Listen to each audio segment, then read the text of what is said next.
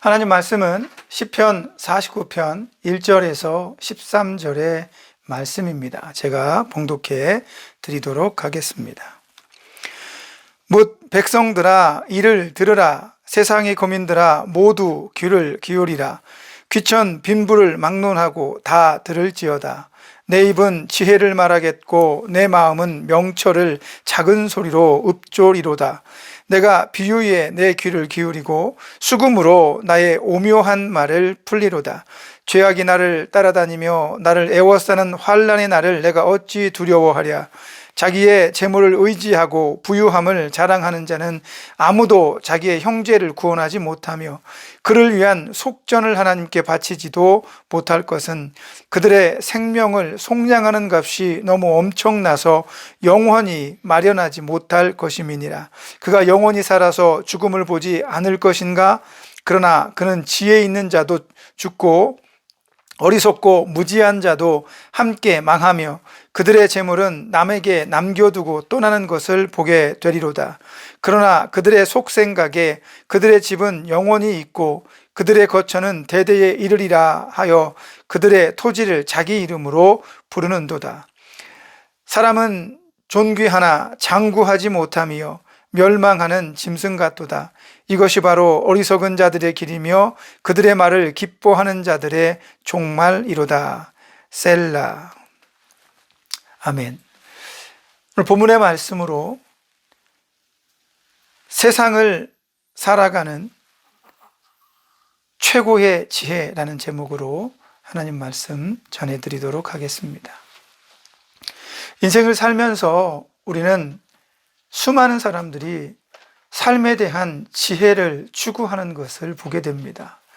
무릇 동양에서도 수많은 선생들이 나타나서 많은 자신들의 지혜를 세상에게 베풀기도 했지요. 마찬가지로 성경은 사람들에게 이 세상을 살아가는 지혜가 무엇인지를 알려주고자 하는 것 같습니다. 그러나 비단 이것이 삶을 살아가는 지혜만 가르치는 것이 아니라 이 땅에서의 삶을 살아가면서 그것이 끝이 아니라 그 이후의 삶까지도 아름답게 살아내는 것이 무엇인지를 알려주고자 한다는 것입니다. 세상의 지혜는 내가 살아가는 이 한 세상을 얘기합니다. 태어나서 지각이 있고 배움을 통해 내가 이 세상을 살아가는 삶의 방식들을 터득하고 난 다음에 사람들은 실패하지 않기 위해서 또 나름대로 더 나은 삶을 살아내기 위해서 지혜를 추구합니다. 그러나 세상의 지혜는 이 세상을 살아가는 동안에만 적용되는 거죠. 그러나 성경의 지혜는 그렇지 않습니다. 성경의 지혜는 이 땅에서 살아가는 것뿐만 아니라 이 땅에서 아름답게 잘 살아내므로 죽음 다음에 또 다른 삶에 대한 방향, 지표처럼 우리에게 지혜가 무엇인지를 알려주고자 한다는 것입니다. 오늘 본문의 말씀은 고라자손의 노래입니다. 아마도 이 사람들은 시편의 여러 곳에서 고라자손의 시, 노래 이런 제목으로 많이 기록이 되어져 있는 것으로 보아 많은 부분 삶을 살아가면서 자신들이 터득했던 지혜, 삶의 방식 이런 것들을 기록하고 이런 것들을 우리 믿음의 후손들에게 알려주고자 하는 것 같습니다. 물론 지혜라고 하는 것, 또 삶을 살고 얻은 지식이라고 하는 것, 삶의 방향이라든지 이런 모든 것들을 일러줄 때에는 그것을 경험하거나 터득한 사람들만이 할 수 있는 일입니다. 아무나 내가 지혜를 가르쳐 주겠습니다. 삶의 방식을 여러분에게 가르쳐 드리도록 하겠습니다라고 말한다고 해서 그것이 지혜가 되지는 않습니다.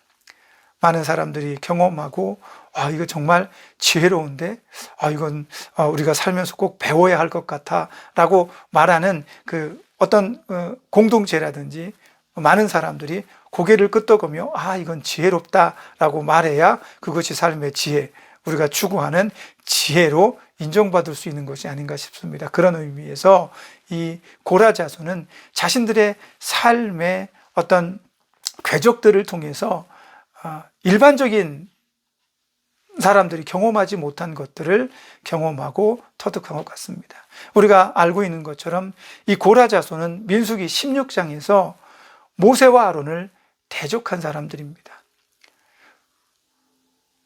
레위 지파이면서 하나님께서 세우신 종인 모세와 아론에게 대적합니다. 어찌하여 당신들이 온 회중을 이끄는 우두머리가 되려고 하십니까? 옳지 않습니다. 그러면서 250명 정도 되는 우두머리들을 규합해서 세력을 만듭니다. 그리고 모세와 아론에게 대적합니다. 하나님은 그들의 그런 모습을 좋게 보지 않으셨죠. 그래서 그들을 어떻게 하시나요? 땅 속에 매장해버리고 맙니다. 산채로. 하나님께서 모세에게 말씀하십니다.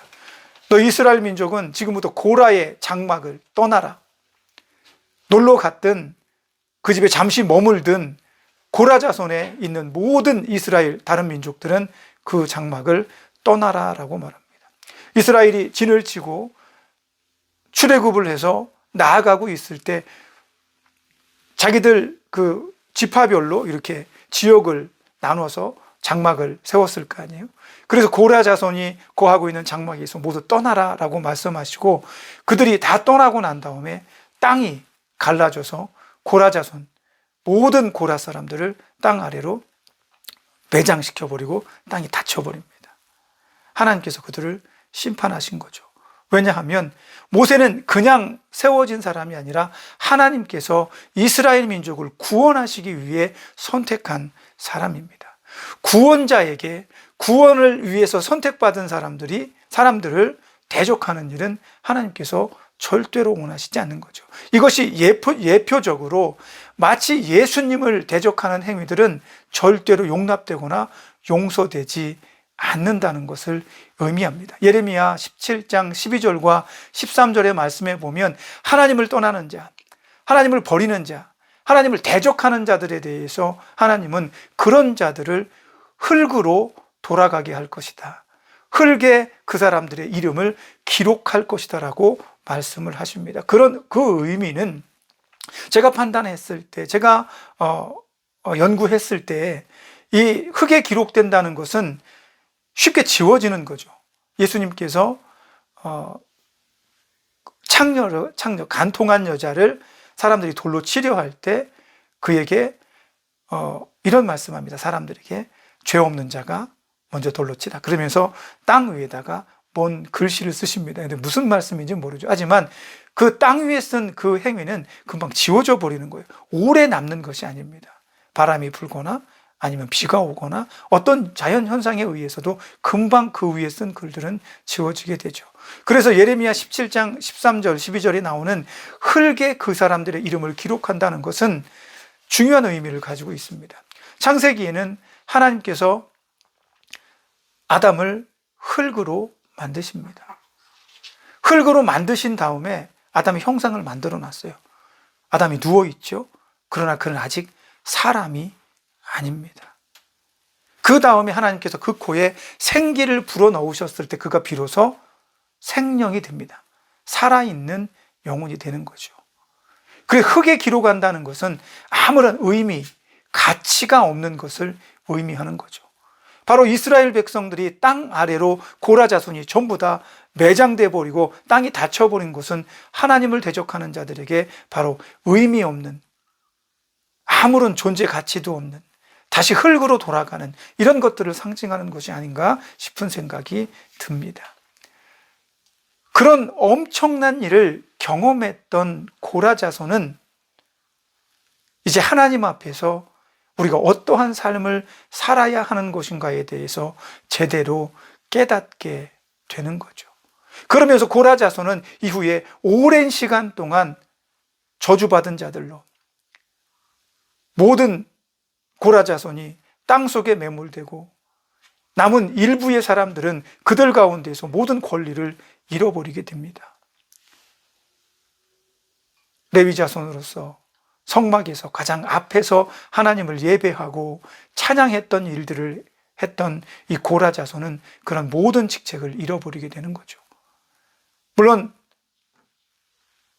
곧바로는 아니지만 그들은 서서히 그 지위를 회복합니다.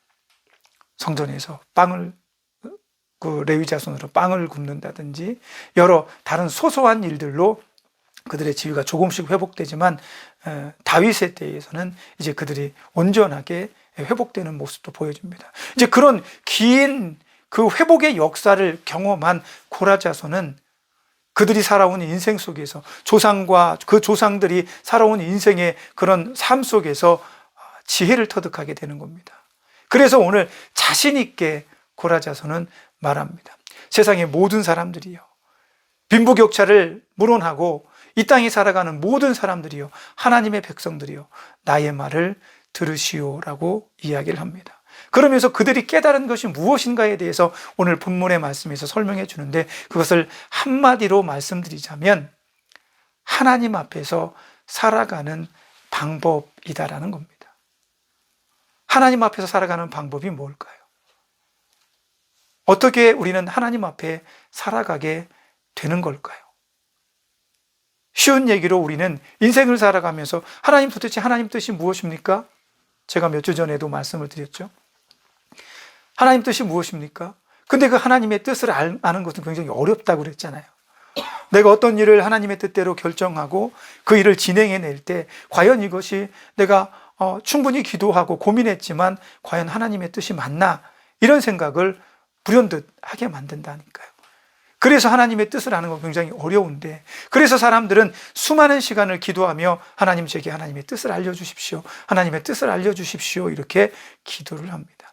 그러나 하나님께서는 그 기도에 응답하셔서 하나님의 뜻이 무엇인지 정확하게 알려주실 수도 있지만 많은 부분에 있어서 우리는 여전히 하나님의 뜻이 무엇인지 아직 모를 때가 있습니다. 그 인생의 시간들을 다 살아내고 뒤를 돌아보았을 때, 그때 하나님의 뜻이었구나, 이것이 하나님의 뜻이었구나 라고 결과를 보고 그것을 깨닫는 경우도 많이 있다는 겁니다. 하지만 하나님께서는 우리 인간들에게 하나님의 뜻이 무엇인지 정확하게 말씀하신 적이 있습니다. 그것이 무엇이냐면 바로 하나님의 말씀, 성경입니다.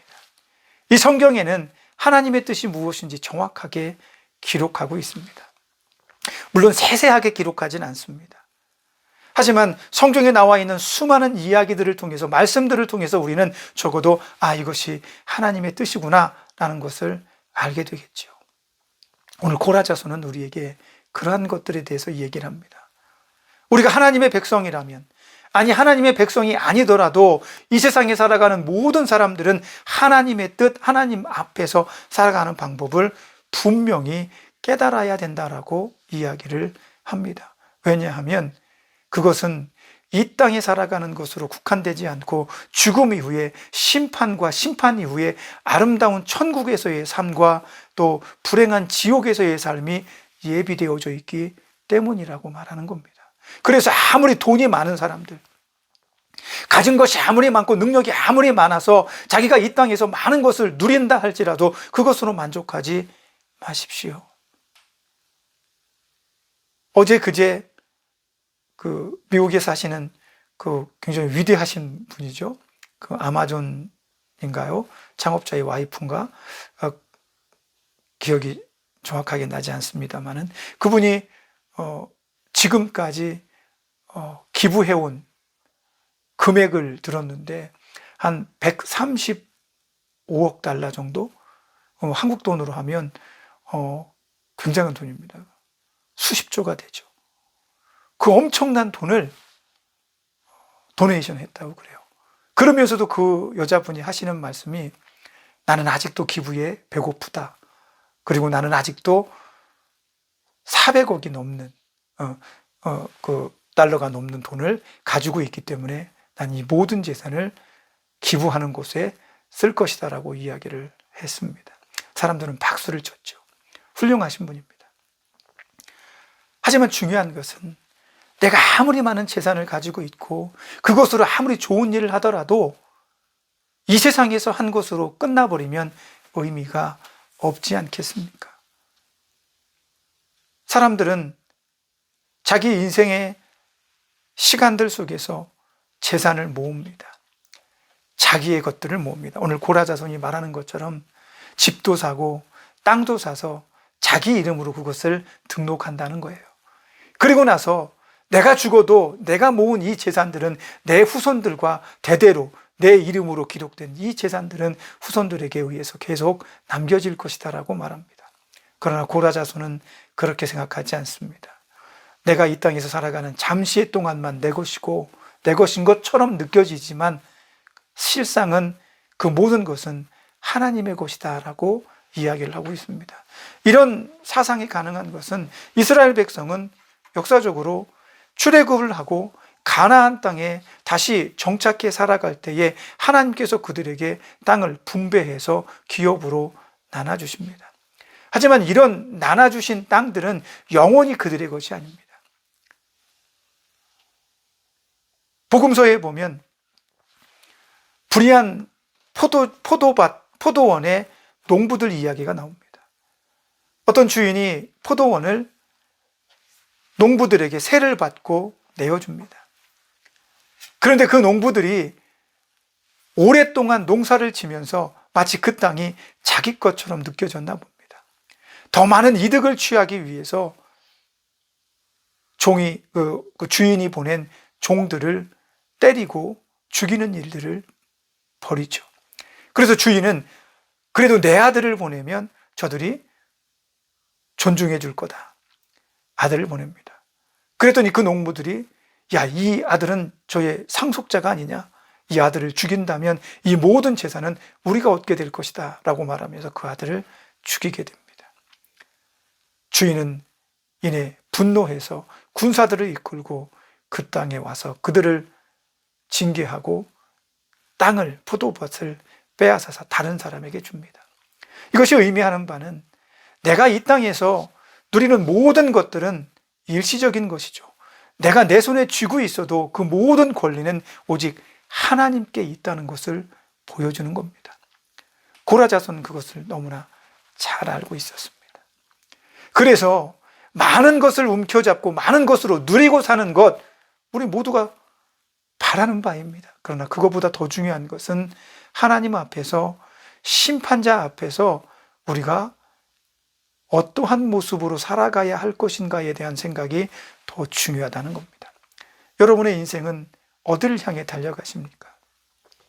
공부를 해서 좋은 성적을 얻어서 좋은 대학을 나오고 능력 있는 사람이 되어서 여러분이 얻고 싶은 것이 무엇입니까? 권력입니까?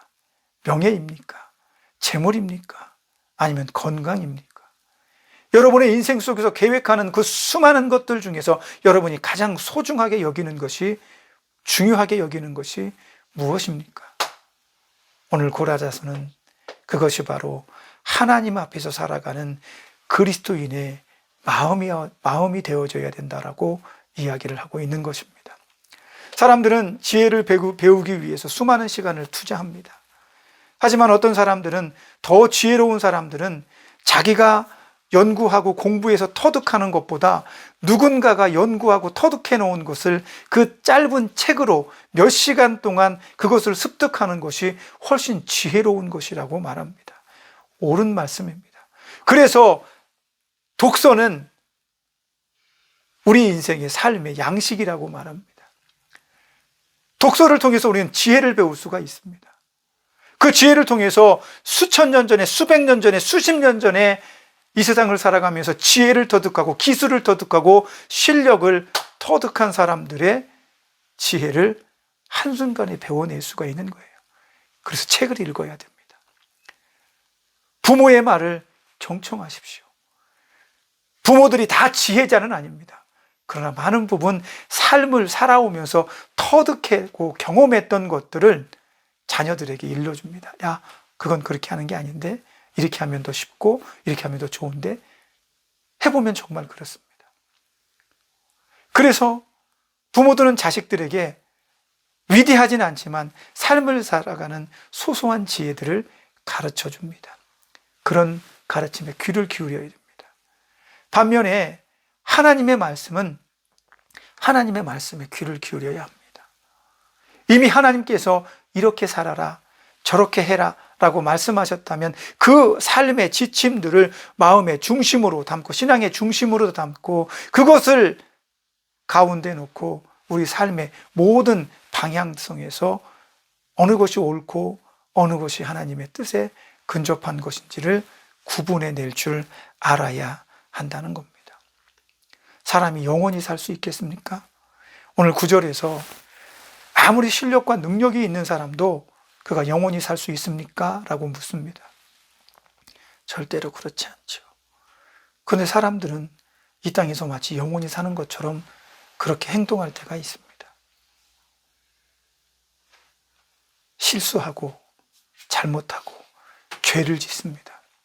그러나 그 죄의 결과는 무서운 것입니다. 오늘 본문의 12절과 13절의 말씀에 보면 사람은 존귀하나 장구하지 못하며 그러므로 오래 살지 못하고 영원하지 못하기 때문에 멸망받는 짐승과 같다라고 이야기를 하고 있습니다. 이것이 바로 어리석은 자들의 길이며 그들의 말을 기뻐하는 자들의 종말이다라고 말합니다.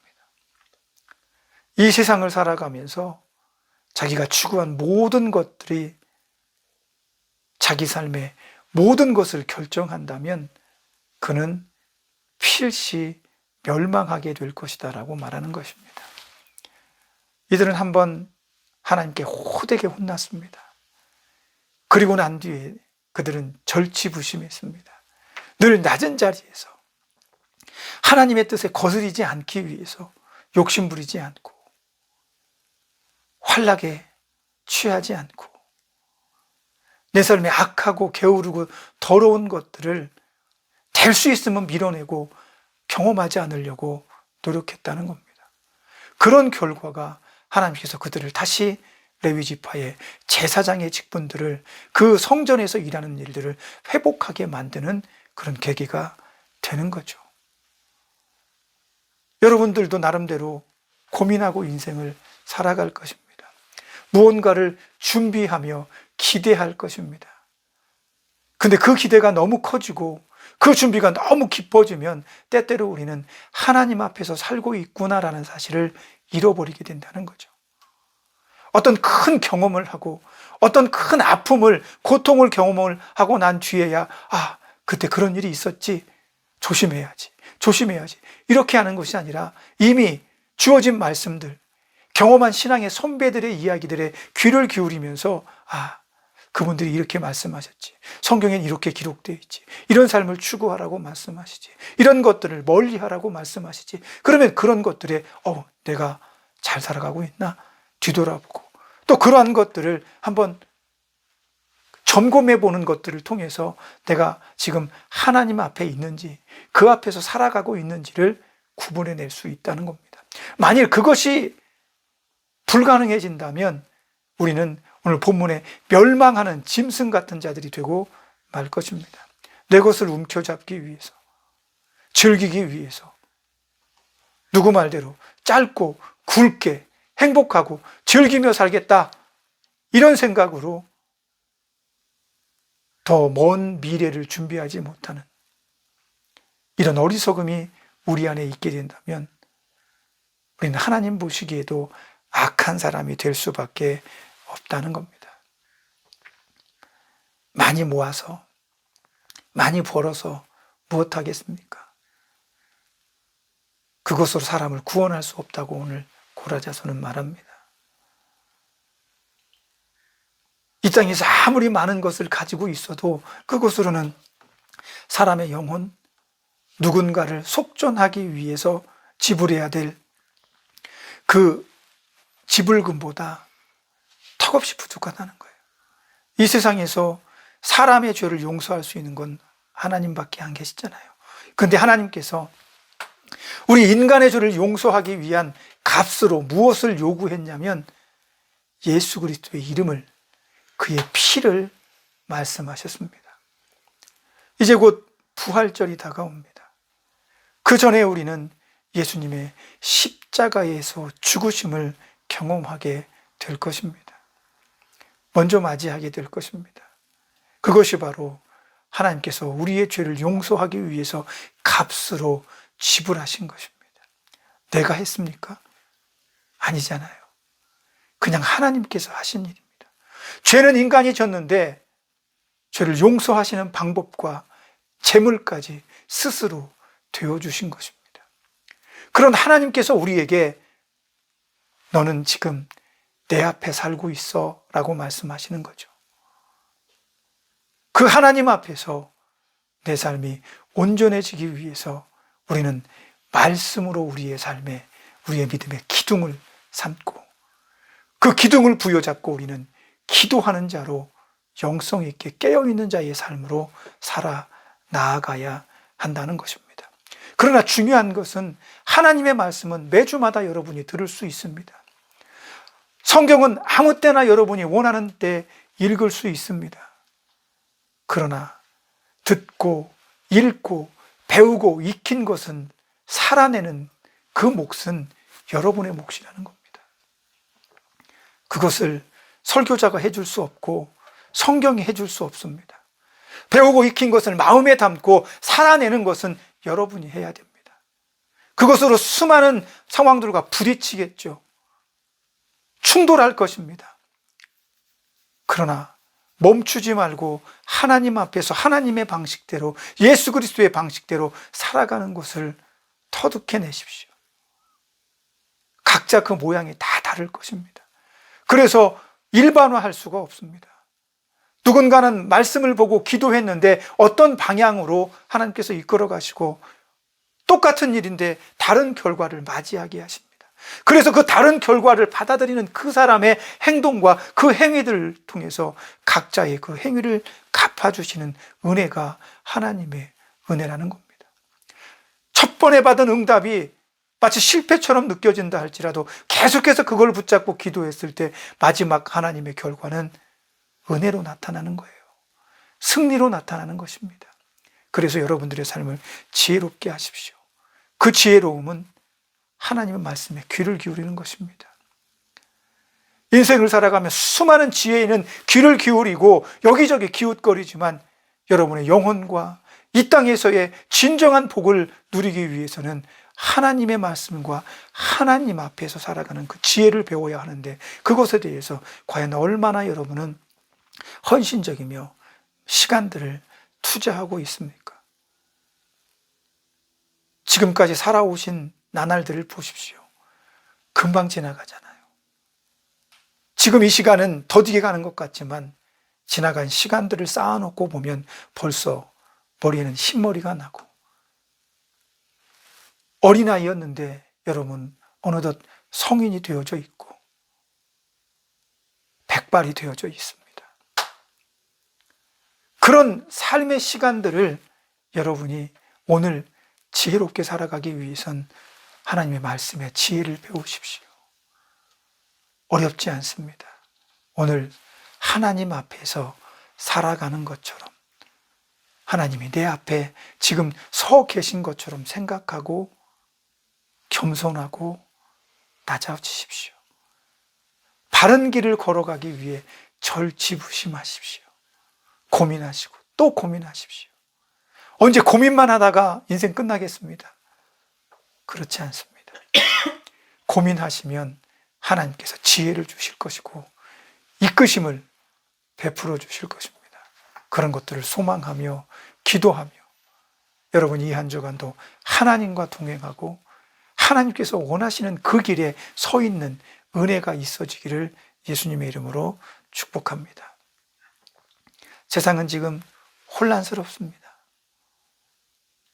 큰 나라가 작은 나라가 마음에 들지 않는다고 침략해서 버릇을 고쳐놔야지 그런 오만함 때문에 수많은 사람들이 목숨을 잃고 있습니다. 자기는 그것이 옳은 것처럼 느꼈겠지만 결코 옳지 않았습니다. 온 세계가 그를 비난할 것입니다. 그 비난이 여러분이 하나님 앞에 섰을 때 하나님의 꾸짖음이 되지 않기를 소망합니다. 그러기 위해서 저와 여러분은 삶의 지혜, 믿음의 지혜, 신앙의 지혜, 하나님 앞에서 날마다 낮은 자로 하나님의 뜻을 묻는 자가 되기를 부탁드립니다. 이 한 주간도 그런 삶을 살기 위해 부지런히 애쓰고 노력하는 저와 여러분이 될 수 있기를 바랍니다. 기도하겠습니다. 하나님, 감사합니다.